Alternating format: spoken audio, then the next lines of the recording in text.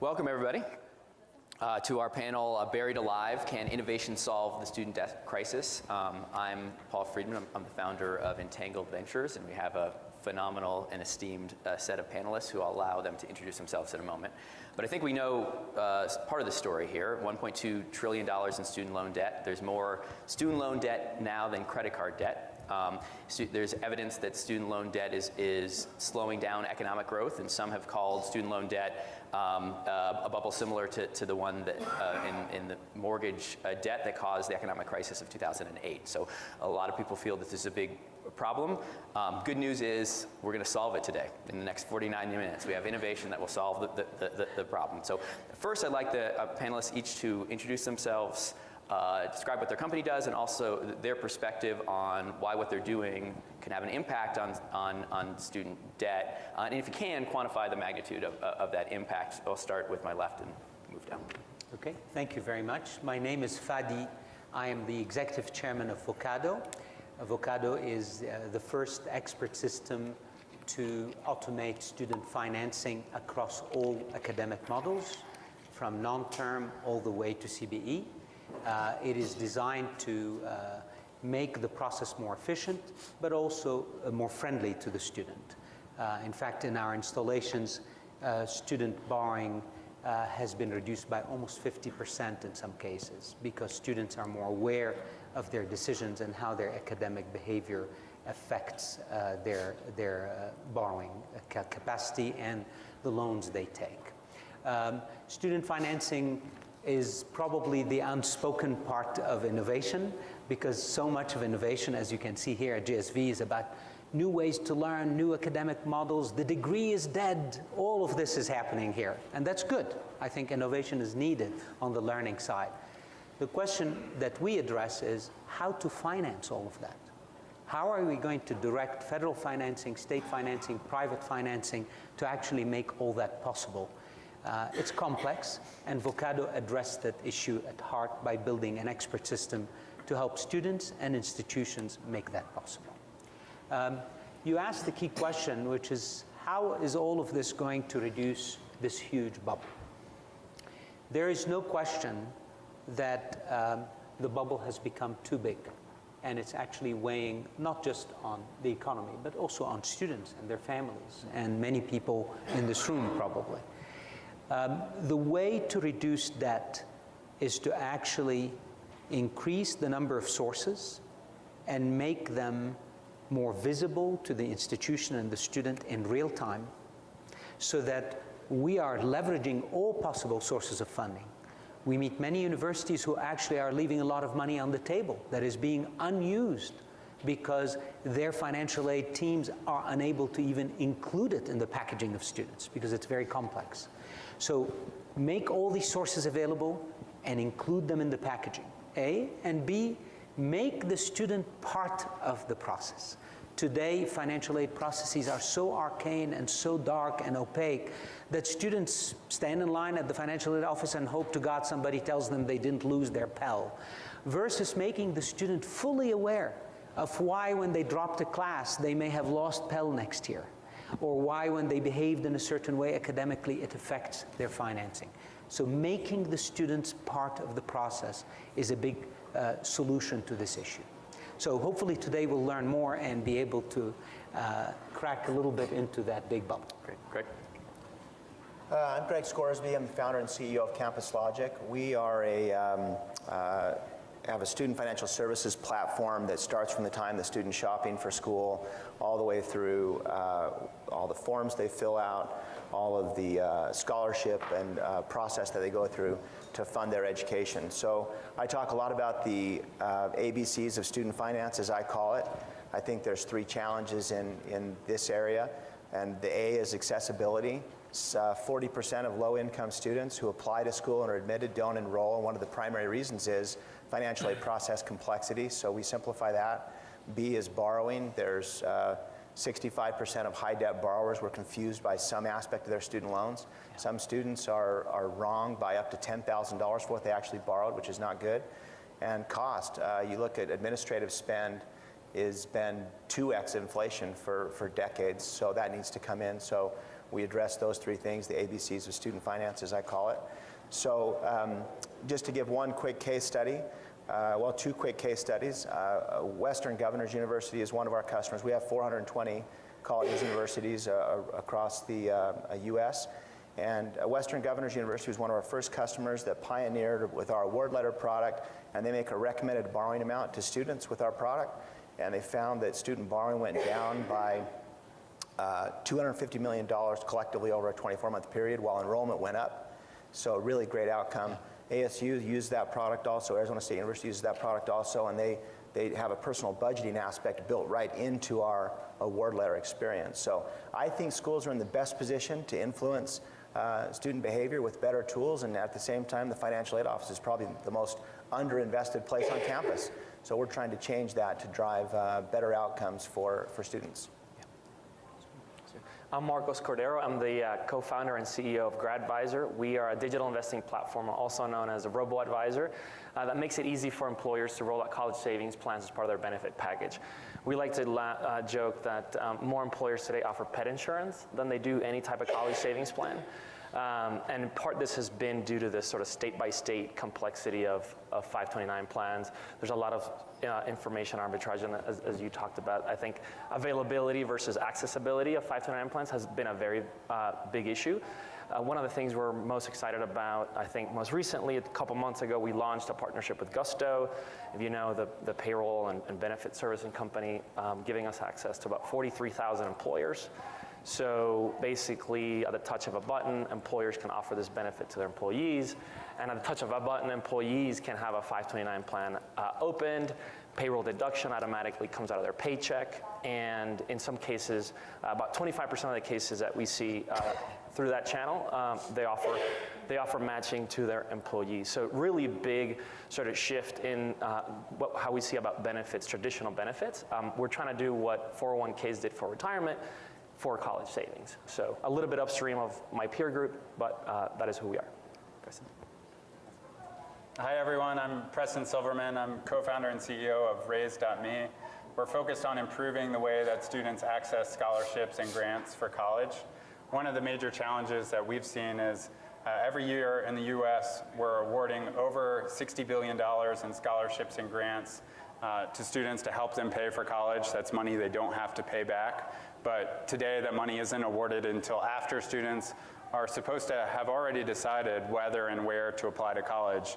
And for many students, that's far too late to impact their college ambitions and their application decisions, let alone how they think about preparing for college and whether that's a viable path for them in the first place.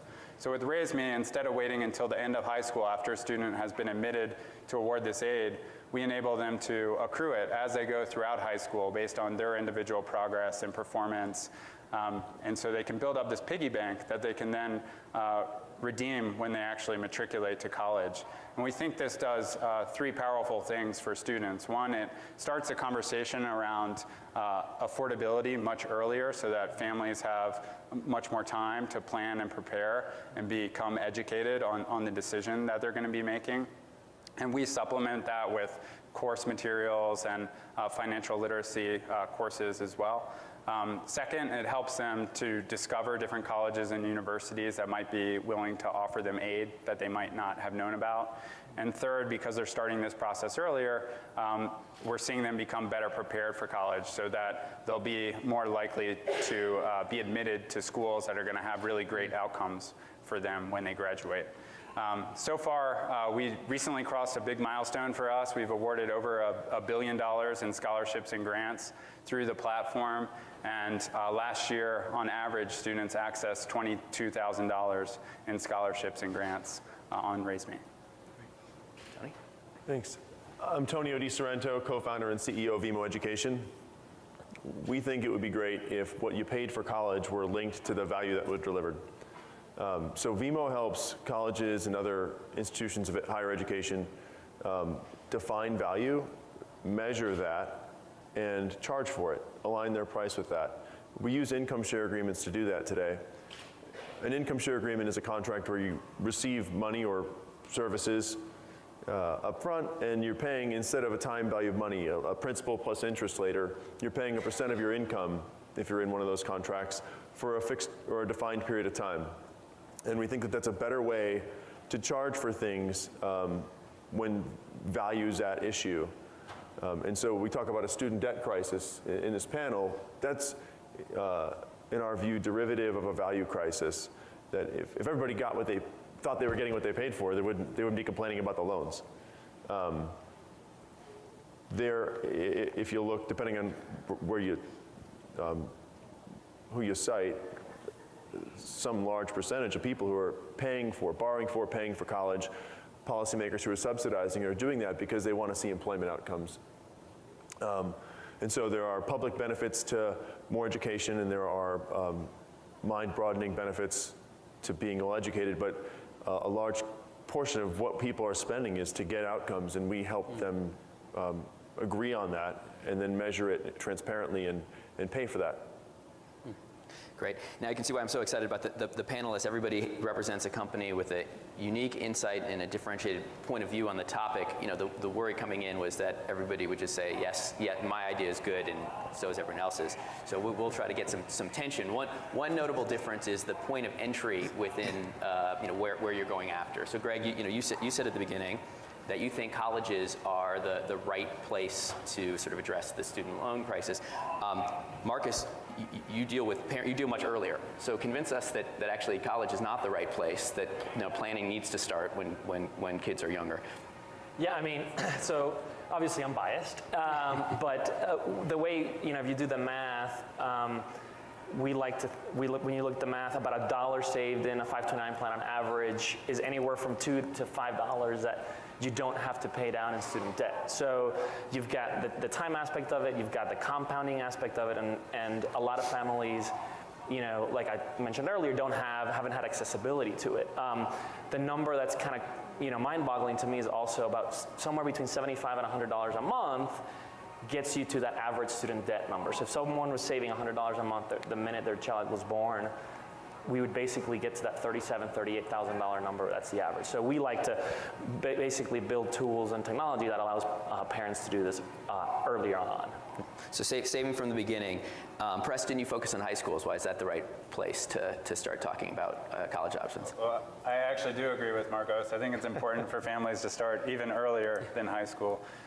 We start working with students in high school because we think that's a pivotal moment in their lives where they're deciding what is going to be the next step after high school, and we want to engage them then so that they can become better prepared for college, so that they can take the courses and engage in enrichment programs that are ultimately going to set them up for success for college and their career. So they'll be more likely to go to a great school that's going to give them a great job where they won't have as much trouble paying down the debt. And is this all just, you're all talking about sort of getting planning and sort of the right level of information. Is this all just an information issue? Is this just aligning people with, making better choices about loans and making better choices about schools? Tony, what do you think? No, because, no. So we need the system if left alone. And if you just change how much information you have about it, people can make better decisions, but the system's left unchanged. And I think one reason we are talking about a student debt crisis is because there's a system that's constructed unsustainably. And I'm biased where I'm coming from, where my clients are opting into changing how they work enough and linking what they do enough to value to distance to what they do from 100% debt or 100% upfront payment with no kind of skin in the game with their students. I think these are all helpful and good, and everybody's idea is great, right? Like you said, but if nothing changes at the school level, then nothing changes. And Fadi, you are providing a system that's largely bringing all the right information together. Do you think there needs to be a sort of a transformative change in finance, or just doing better the way we've done it before? What I think should happen is that financing should be at the service of the academics. Today, academics are shackled by the financing model. So you go to schools, you say, why don't you implement new innovations in academic programs? Well, because our financial aid office said We don't know how to then match the funding to that. What we want to do is make sure financing is available, is ready to serve any academic model.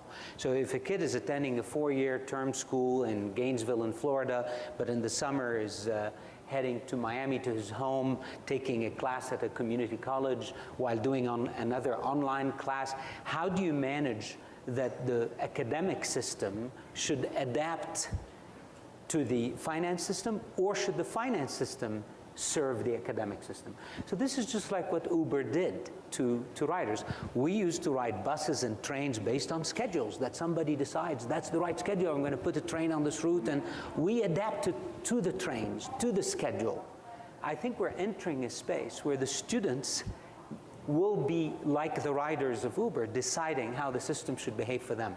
And financing should serve them, should be ready to be flexible. Today it isn't, and the system Vocado built actually unshackles schools from this very, very difficult financing system, allowing them to adopt any model and allowing the student to pursue any model. All right, well, let me dig with you one second. So one of the things that your system does is it puts the student at the center of the financing system and allows them to, have better visibility into sort of maybe taking courses at a community college and combine with their degree and ensuring that that doesn't affect their financial aid.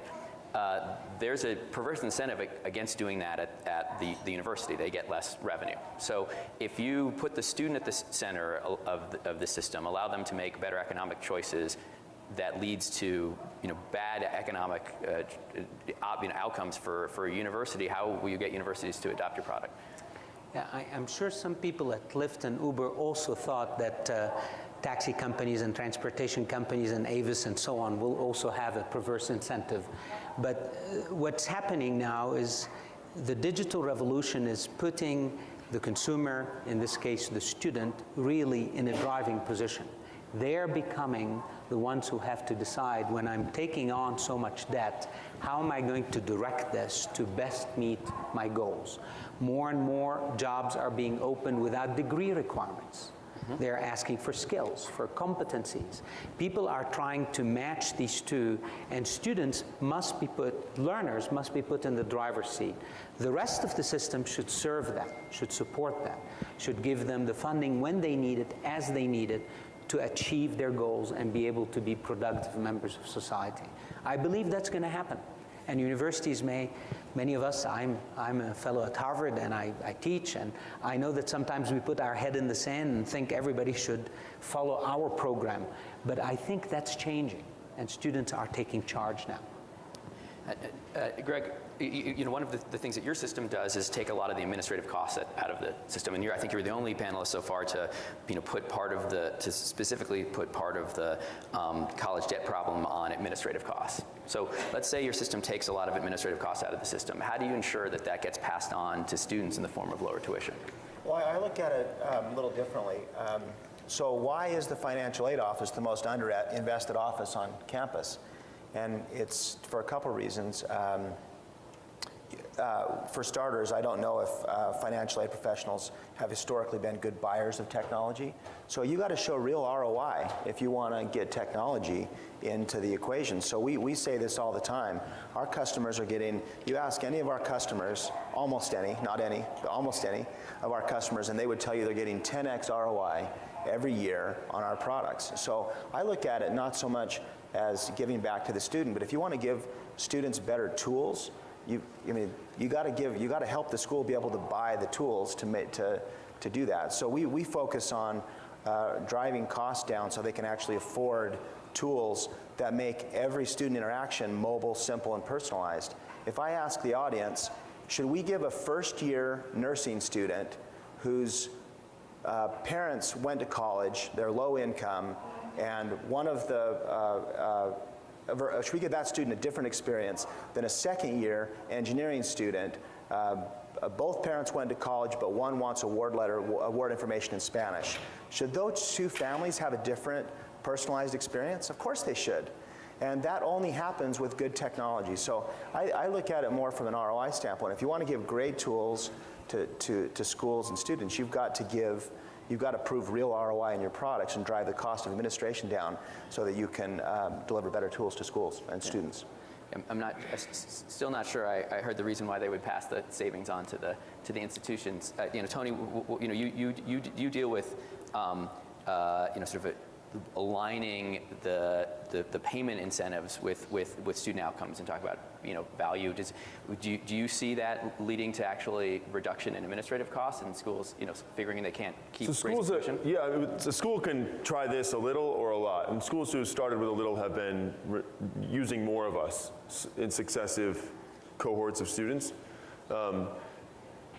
I think a school's mindset, if they want to have a value mindset, the whole school has to align with that. And so, like one of Gregg's clients, Western Governors, their whole school is aligned to deliver their education inexpensively, and that's their value prop.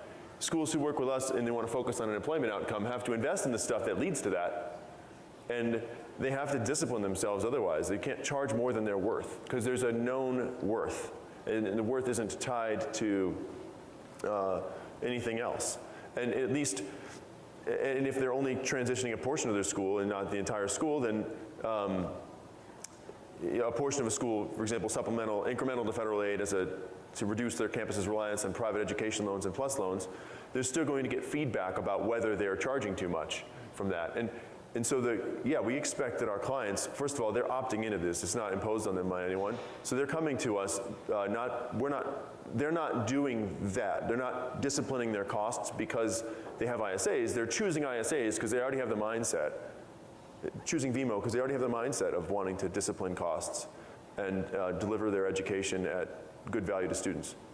We're talking about worth. I'll ask the question just more in general. Is part of the problem in student debt this idea that college is worth it to everybody, or that everybody should be going to college? Preston, what's your view? For the vast majority of Americans, they can't afford not to go to college today. Since the recession, over 75% of jobs that have been created require a college degree. People with a college degree, according to different studies, are earning nearly 100% more than their peers without one.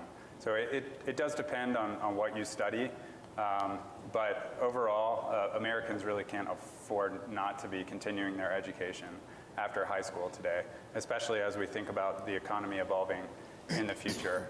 When I think about the college debt crisis, the students I'm most concerned about are the students that start college and start taking on debt and don't finish their degree. And so they're leaving college without that credential that's going to help them be successful in the workforce. And I'm also concerned about students that need to return to college later on in their life, and what's the path for them to be successful for improving their skills and continuing to be relevant in the workforce. And Marcus, this question is college for everyone is one that certainly in sort of ed tech circles people are starting to raise, or in tech circles they're starting to raise. You work with employers mostly. What's their perspective? Yeah, I mean, 2 points. One is just to add to Preston's point. I mean, based on the keynote last night that we saw around the jobs that are expected to be displaced, I think by 2020 and then 2025 were the two benchmarks, and you look at the percentage of jobs that will be displaced of people that have college degrees, and it's a fraction of those that didn't finish college. So I think that that's an interesting data point as the theme of the conference. Going back to employers, I mean, so yeah, we work with employers of all sizes, and unlike, I think, Jeff and the conversation yesterday of some of these leading employers that are looking in different nooks and crannies to find folks that will fit their organization but don't have a college degree, the vast majority of our clients are looking for that sort of traditional four-year degree, whether it makes their life easier, whether it's a checkbox. What the old adage, like, no one ever got fired for choosing General Electric, right? So, I think there's a little bit of that going on, but certainly our employer clients are looking for those four-year degrees. Yeah, go ahead. Can I answer slightly differently? Let me answer as an employer. So because I do agree with the comments that have made. Try life without education, it's not awesome. So you need education. Having said that, as an employer, we have almost 100 employees now. We've doubled in size. We're hiring like crazy. We've doubled in size every year the last 3 years. And so we're constantly hiring and recruiting. And to use a word that I'm too old to use, we're looking for coders that are total ballers, right? They're awesome. They can get it done. Do I care if they went to college? Not really. I don't care that much. I want people who are full stack developers who can execute with work experience. Now, if they've gone to college, great, but that's not a selection criteria for us. So just answering as an employer, there are some jobs that are I'm not looking for someone who's well versed in literature. Yeah, so that's I think a practical reality of where we're at today. I agree. I do think that the key word moving forward will be flexibility. It will not be operational efficiency. Of course, these are knowns we have to deal with. But having a flexible model which will allow students to get degrees if they wish, because the statistics are clear. You get a degree, you're going to do better. But there are also many people who just want a skill. As Gregg said, I mean, if he finds someone who's very good at Java and can fill a certain slot, whether he has or doesn't have a degree, that may be a great hire. And we're seeing more and more of that, where people are not able to afford a $100,000 two-year degree in order to learn CAD or to learn a certain talent. So we're seeing a lot of unbundling going on. The atomization of education is coming, and how do we finance this is key. We cannot ignore that. Yes, great innovation in education. How are we going to get all of that paid for? That's what's key, and I think many people on this panel are contributing a part of the solution to make that payable. Yeah. And Gregg and Fadi, you've now taken the perspective of the employer and sort of bringing the employer into the equation, and often people sort of look at the employer as the ultimate consumer of education because they hire the graduates. Tony, if employers are the ultimate consumer of education, how come they're not paying more of the bills? Mm-hmm. That's a good question. I think a lot of well, first of all, when they hire people, people they hire are getting a benefit for working there, and that's reflected back. Hiring educated people is costly. It's more expensive to hire somebody with a law degree or a medical degree than just an undergraduate degree, or with an undergraduate degree than without one. And so I think they're paying indirectly. Yes. And I don't know that it would be easy to design a system where employers pay directly, although there are a number of schools here who have employer partnerships that are designed just for that, and either as talent acquisition or to upskill their workforces. And Preston, Preston, you have a platform bringing all different sources of college aid. How much of that is coming from employers? Enough? Well, my view is employers are paying more than you might think because they're choosing to locate themselves in places where there is talent, and that can be very expensive. There are many companies that are setting up in the Bay Area, other centers across the country where there is an educated workforce. So they really care about that. And are spending their money on it. And we're seeing them invest in other types of programs. We've had many corporations reach out to us about can they create a scholarship program to help students go through college and make sure they're prepared for the types of jobs they're looking for when they graduate.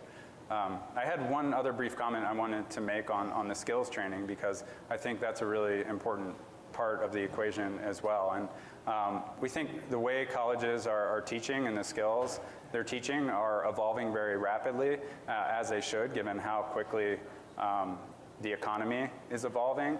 But as an employer, we think it's really important that students don't just graduate with a hard technical skill, but they're also able to think rigorously about the world and have empathy for our customers and be able to communicate really effectively with each other. And when you look at surveys of employers, many of them feel this is where a lot of students are falling short today, is those leadership and communication skills, in addition to hard programming skills. Yeah. And Marcus, at least you more than anybody else on the panel is sort of in the position of trying to get employers to pay more. So, what's your take? Yeah, I mean, it's not easy.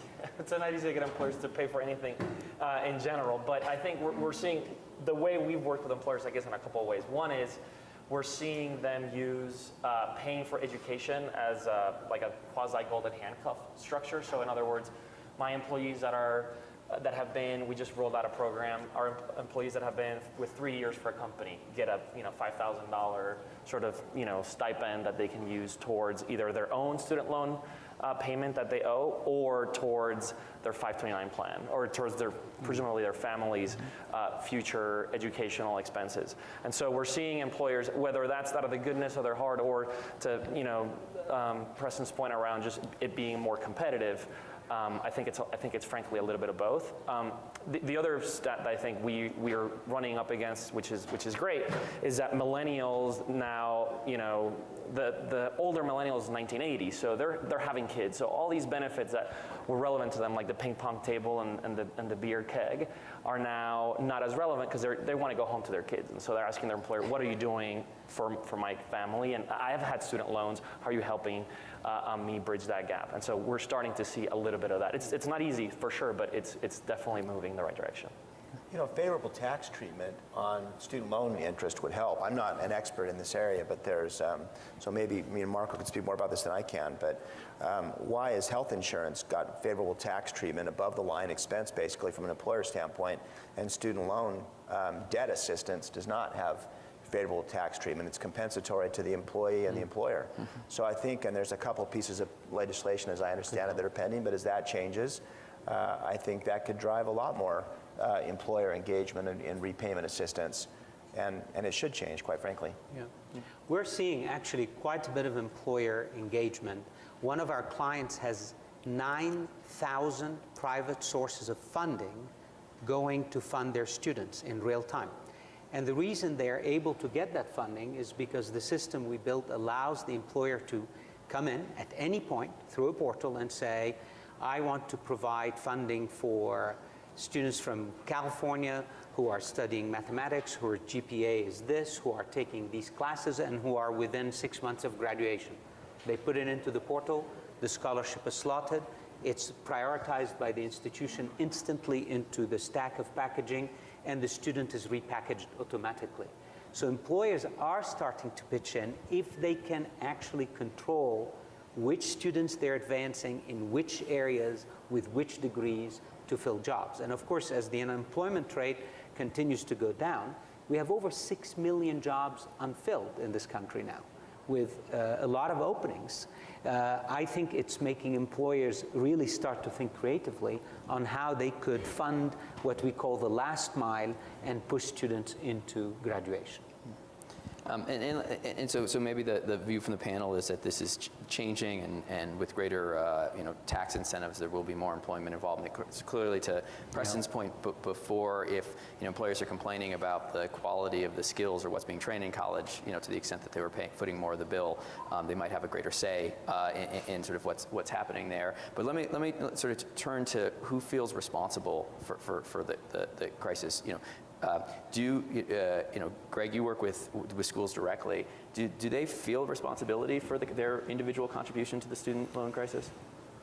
Well, I think they do. They recognize the reason a student has debt is because of their affinity with the institution. They're not, they're certainly aware of that. I think what we see our customers base doing, and why, we've got, again, a pretty big customer base, what I see them doing is trying to give context to the other tools they have out there. So historically, financial literacy, for example, has been an afterthought where, hey, let me remind you, you're getting ready to graduate, let me remind you, you got to repay this debt. And I see most of our customers shifting toward how do we get more personal budgeting on the front end and more disclosure on the front end, and then give context to that, what I call the point of purchase, right when a student's making a decision in the award letter experience, how do you give them a dynamic experience to make a better decision? So schools are doing that because they care, and they recognize they've got some responsibility to drive better borrowing outcomes. So in our customers, maybe there's selection bias here, but our customers certainly care about it. That's why they're buying our products. And it's interesting you're talking about sort of non-academic training, financial literacy, better budgeting. Tony, I'm curious, is schools that have actually now aligned at least some portion of their tuition in ISA, where they're only going to pay back if they're successful, do you find them expanding content area and some of this, non-academic content? Really good question. Not yet. But that's on the roadmap, not only of Vemo, but of some of our clients, where nobody's trying to change what happens in a classroom. The faculty, if you have a program that teaches something that might not lead to awesome employment outcomes today, it's there for a reason. You know, that academic department's there, those faculty are there for that, they're experts in that. We're not trying to get poetry professors to teach employment skills necessarily, but there are other programs, nobody on this panel at the time, but there's people out there who sell supplemental readiness training, and schools could develop their own, and it's tough to find a budget for that. That's it. But it's not tough to find a budget for that if you've decided you're going to go all in on this model. If that's how you're going to define at least part of the value of your institution, then it makes sense to invest in it. And if you're using something like an income share agreement, like Vemo has, that where you can it can pay for itself. If your graduates earn more money and are successful, it can pay for itself. That kind of investment. Yeah, and Preston, I mean, you have a product that allows people to take, you know, sort of certain types of education programs before they go to college, and colleges often tie those to micro scholarships. You know, are you finding an increase in the number of things related to sort of financial awareness and financial literacy?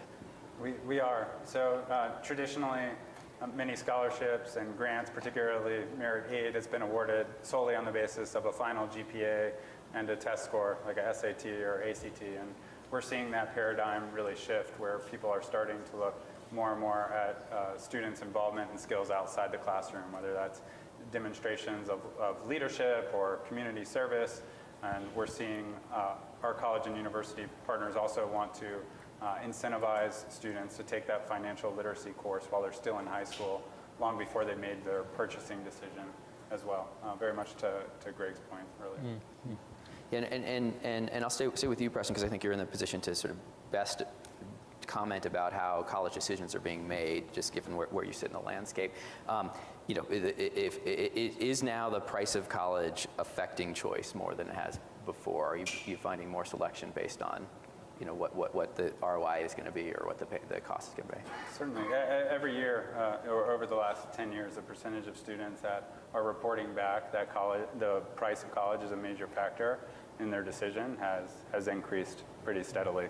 And it's something like a third of students today that aren't going to college are doing so because of the financial component. Yeah. So. And there's the sort of choice not to go to college. There's also the choice to go to sort of non-traditional college. I think our colleges, boot camps, other types of training programs. Tony, I know you work with a lot of those institutions. But do you think that's being driven by the sort of cost of traditional colleges, or other factors? I don't know. I think that there are a couple of categories of skills-based training programs or skills-based schools that want to lead to employment. I think the bulk of their volume today, industry-wide, I don't know about within my clients, is not college alternative, but supplemental to a college. So somebody got the liberal education that Preston cited as really valuable, and they were missing the skills that Gregg needed, so they go and they get those. We do have clients, though, who are trying to do something different entirely as an alternative to college instead of an alternative to graduate school. And I think that what we're seeing is, secondhand, is that there's demand for both. Yeah. And if there's demand for both, and now people are pursuing different non-traditional options, you know, Marcus, you know, with your focus on 529 plans that are sort of rigorous about where the money can be deployed, you know, is that still the best investment decision people should be made, is sort of investing for traditional colleges when we're seeing a rise in people going to alternatives? Yeah, I mean, I'll answer in two parts. One is the technical part, which I think 529s have actually been fairly well designed. I mean, they've come a long way. They're getting much better. There's legislation in Congress now to make them even stronger at the employer channel. But the amount of technical schools and community colleges and even non-traditional schools that 529s are able to be used is expanding every day. So you can still use 529 plans even in many technical schools. In fact, in some states that have state tax benefit, we recommend, you know, if you put the money into a 529 plan and take it out the next day, you're still going to get that state tax deduction. That's a little sort of dirty secret of 529 plans. And then I think the second piece is a little more emotional. I mean, I have a 1-month-old at home, and I'm sitting here saying, do I want to sort of mortgage, quote unquote, for lack of a better word, her future and not properly save in the case that she may or may not go to a more traditional school? I'm not really willing to make that bet. And then I'd rather be prepared than not. And it's so, you know, I do see a lot of the panelists, you know, talking about there being, you know, sort of more options, more flexibility, to the point that you raised earliest, Fadi, about, you know, the need to put the student itself in the center of the financing situation and be able to make options to, you know, to sort of get degrees from different points to combine towards a full education. That being said, you know, that your business model to date, as I understand it, is that you work directly with institutions. So, and clearly that's how the adoption model works. Institutions, you know, are the originators of the loans. Money flows through them. You know, how do you? Is that a constraint? If students really should be the center of if ideally student is the center of the financing conversation, but the you know, business today requires you to work with institutions, does that only let you go so far? It does. So this is a constraint. Until the money starts flowing directly, then we have to work with the institutions. But I think that there will be a point where much of that money, instead of going from the federal government to an institution, to the student, etc., I think that there will be many disintermediations in that process, which is highly inefficient right now. We see it happening again in the Airbnb and Uber models and all these new platform economy models where the money actually can flow directly from the user to the actual provider. And that will happen here as well. But today, the money goes through institutions, so we have to work with them so that we can facilitate the movement of these funds. I do agree, though, with Marcos that the degree will not go away. I actually am not a fan of people saying the degree is dead or the degree is gone. I do believe the degree will stay. The question is more the mixture. It's going to become more of a salad rather than a very clear, this is your 4-year school system, you're going to get through that term and be done. Students need to have that flexibility to go out and take a course at Duke and learn something unique that helps them in their job. And the second thing is that we're not going to stop learning after 4 years anymore. You saw the statistics yesterday from McKinsey. We're going to learn all of our life to remain really able to get employment. So flexibility will not be just for the first 4 years of education, but for lifelong learning. And how do we finance that as we go? And Gregg, you work with a lot of institutions as well. I mean, what's your position? Are they the you know, I know it's the way the system works now, but are they the right you know, conduit to distribute aid? Well, look, 85% of college students today are using some form of loan, grant, or scholarship to finance their education. There's $250 billion a year that goes into higher education, and 85% of that is funded by loans, grants, and scholarships. So this is the way the model works today. This is the revenue cycle. Without those fund sources, loans, grants, and scholarships, we don't have higher education in this country. So I think this is the way it works. And so I think what you see, and what a lot of people in the audience may not realize, is a lot of us work with the same schools. So Tonio has done some pioneering work with Purdue, also one of our customers. It's not competitive at all. In fact, it's really collaborative and collegial. Preston's company Raise works with, for example, Arizona State University, one of our joint clients. So I think a lot of people are seeing that necessity is the mother of invention, and we're working directly with schools to help them drive better outcomes for students with the way the model works today. But if I may interject, Paul, I think the point that Paul was pressuring both of us on is it's not a question that we need the funding that today provides 85% of that $250 billion to continue flowing. The question is, how should it flow? Today, it flows mostly to the institutions who then administer it to these students. I do think that model will change. There will be a point where some of this funding will actually be more focused on the student and what the student is doing and funding that directly and the student then actually sends the funds to those that provide them the education. But we're not there yet. I mean, there's quite a way to get there. But I think technology will change that. Technology will change that. And Tony, sort of are ISAs part of that change? Do ISAs sort of start to shift the model from flow of funds directly to the institution, or students taking more ownership? Well, at least as implemented by us, we only partner, we don't do these direct to consumer, so institutions have to be a part of that and opt into this. We want to be a part of the system improving.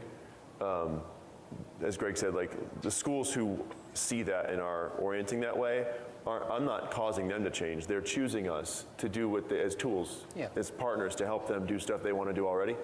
So yeah, I think that institutions as channels for this are important, and they're in the best position to make change. And Preston, sort of you work with sort of a number of institutions, and I'm sort of interested in this. You work with institutions on sort of on school selection. I'm interested in I think the self-selection bias that's been is sort of coming up here is a lot of the schools that are interested in one of your solutions are interested in more, and a lot of the schools who are concerned about the student loan crisis sort of are adopting multiple solutions to solve it. Preston, you're in a position where you sort of affect school choice.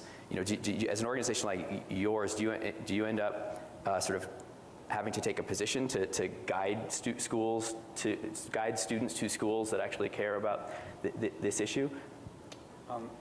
So because we're working directly with high school students, we've taken a stance that we want our company and platform to be a safe place for students and families as they think about their college options. So we have parameters that we look at when we're deciding whether to partner with a college or university.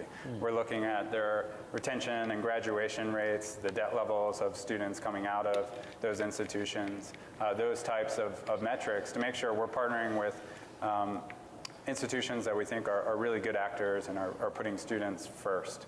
And I would say there are a lot of institutions that this is very top of mind for them, and they're very focused on how they can help improve student outcomes. If you look at the demographic trends across the US, they're changing very dramatically. The number of high school graduates that are college ready is not growing anymore as it has over the past 30 years. So it's becoming increasingly competitive, and institutions that we speak to know they need to evolve to serve the next generation of students. But Marcus, at least as far as I understand it, you're working with parents, through corporations with parents to save from college from the very, very beginning. And as far as I understand it, you're not, in a position to sort of influence the choice that they're making. So can you run afoul by having people save money to go to college, but they choose the wrong college? Yeah, I mean, I think that's a personal choice for sure. That being said, we have there are organizations out there that I think have interesting models that have looked to partner with us that will basically incentivize the parents by the amount that they have in their 529 plan, believe it or not. So there's a number of college campuses out there that will basically almost give discounts to parents that have saved more because of these variables that say, well, the more someone has in a 529 plan, that means a conversation for college started earlier, which means they have a higher likelihood of finishing on time, and it yields good numbers for that university. So we're starting to see that. We don't participate ourselves in it, but we are starting to see that more and more. And I think that goes to Preston's point about schools being, it being more and more competitive to find these kinds of students. Well, we only have a minute left, so I'll just go down the road and sort of have you answer sort of from your own perspective based on the topic, the conversation that we've had today, and your previous experience.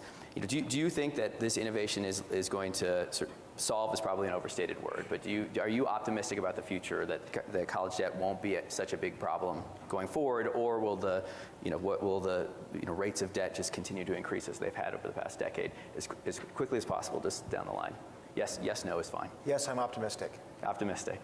Fadi's still thinking. We'll come back to him. I'm very optimistic. I'm optimistic as well. And I'm optimistic. I think it will not get easier in the short term. I think it will take a little bit of time before we can see improvement. I'm optimistic, but it certainly will, we need a little bit of time before it gets better. And as the moderator who gets to say the final word, I'll say I'm optimistic that the innovation is going to help solve some of the problem. You guys also mentioned the need for there to be governmental intervention, maybe changing the way tax incentives work, maybe changing the way the student aid is applied. I'm not so optimistic about that. Well, thank you, everybody. That's been our panel. A round of applause for our panelists. I think they did a great job.